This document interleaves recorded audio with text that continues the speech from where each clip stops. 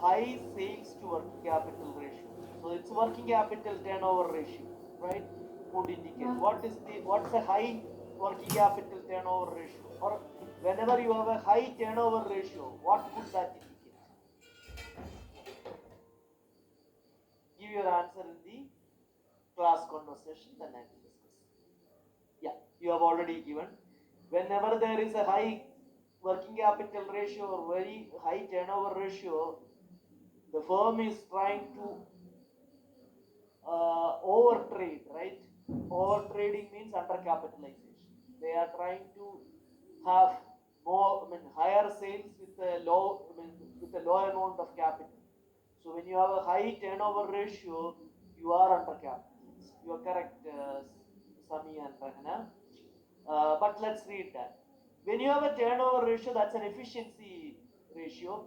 The higher it is, the more profitable it would be. So this is wrong. Unprofitable use, so it's profitable use of working capital, but it's very risky. Then sales are not adequate relative to available working capital. It's opposite.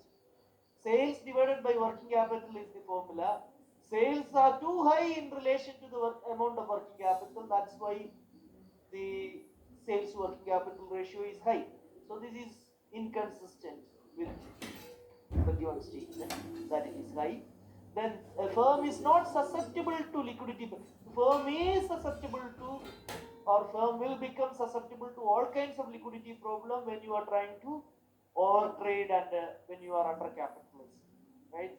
So you are likely to have some kind of liquidity issues, interruptions in the business. So that's a risk associated with an aggressive working capital policy. What is aggressive working capital policy? When you are trying to have like high sales to working capital ratio, you are very aggressive, right? So this is fine. Then to determine the operating cycle for a retail department store, retail means what? It's a trader, not a manufacturer. That's the understanding you should have. Which one of the following pairs of items are needed? So you need the inventory turnover and account receivable turnover ratio, right? That's what you need everywhere, but then you will be splitting the receivable turnover ratio into raw material turnover, work in progress turnover, and finished goods turnover. Turnover. That's only thing. So days sales in account receivable and average merchandise inventory are needed to find the operating cycle. Is that the answer? Question number 13. No. No, this is day sales. What we need is okay. What do we need? First of all, you should read that. Which one of the, to determine the operating cycle, you need operating cycle is equal to, don't jump into that, you should read the questions correctly. Operating cycle is equal to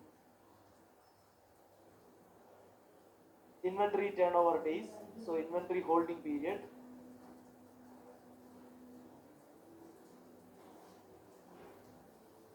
or inventory turnover in days plus receivable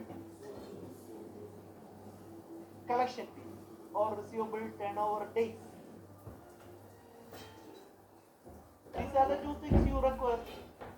So day sales in account receivable, so you have that, and average merchandise inventory only. So average merchandise inventory will not give you holding period, right? So you need then what do you need actually? You need the sales. So in the numerator, so that is not there. So this will not help you to find. You need additional information. Cash turnover and net sales, that is not going to help you at all. Account receivable turnover days and inventory turnover days, that is what is account receivable turnover and